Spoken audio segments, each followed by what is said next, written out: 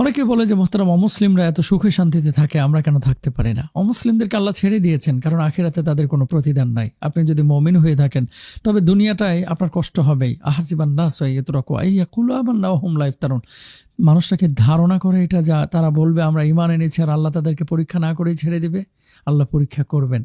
পরীক্ষা তো মুমিনদের জন্যই। আদ-দুনিয়া সিজনুল মুমিন ও জান্নাতুল কাফির। বারবার পৃথিবীতে ভূমিকম্প হচ্ছে, বারবার ভূমিকম্প হচ্ছে। মানুষ সতর্ক হচ্ছে না। প্রিয় ভাই এবং বোনেরা, সতর্কতা কি দিয়ে?